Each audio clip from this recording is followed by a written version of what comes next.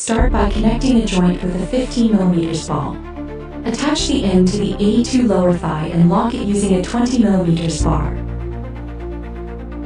Take the A2 thigh armor and place it on the side of the joint. Secure it using a 30mm bar. Insert an elbow piece and lock it to the lower thigh using a 9mm bearing. Connect the A2 leg to the other side of the elbow and secure it with another 9mm bearing. Pick another joint and attach a 15mm ball. Insert the ball into the lower part of the leg. Take the A2 foot, align the joint into position, and lock it in place using a 35mm bar. The left leg is now complete. Repeat the same steps to assemble the right leg. Start with a joint and connect it with a 10mm ball. Attach it to a 25mm connector, then connect that to the A2 pauldron joint. Add the A2 arm joint beneath the pauldron joint and lock it in place using a 30mm bar.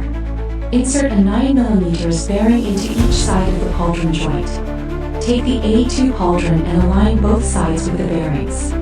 Press each side gently to connect and secure the armor. Take the A2 arm bearing and attach it to the bottom of the arm joint. Use an A2 arm elbow and lock it to the arm bearing with a 20mm bearing. Attach the A2 upper arm to the other side of the elbow and secure it with another 20mm bearing. Connect the A2 lower arm to the upper arm assembly. Place the A2 front gauntlet on top of the lower arm and lock the entire assembly together using a 35mm bar. Insert 25mm connectors into the slots on both sides of the lower arm.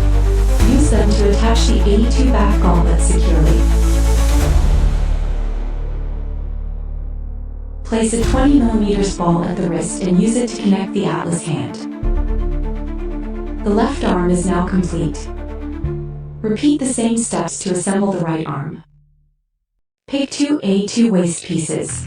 Combine them using two 25mm connectors. Insert a 15mm ball on top of one waist piece, then connect it to a joint.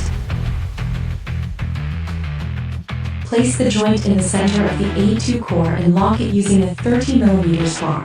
Add another 15mm ball on top. Attach a second joint to the ball and align it with the A2 back piece.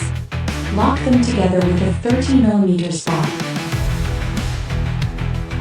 Insert a 25mm connector on each side of the A2 back to connect it with the A2 chest.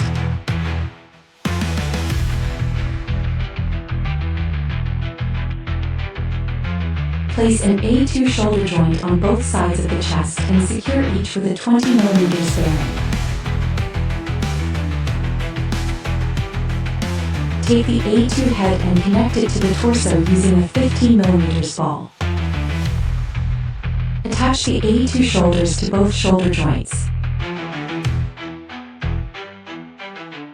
Finally, connect both completed legs and arms to the torso. Now the Iron Bastion is complete. Standing tall, built to endure, and ready for deployment.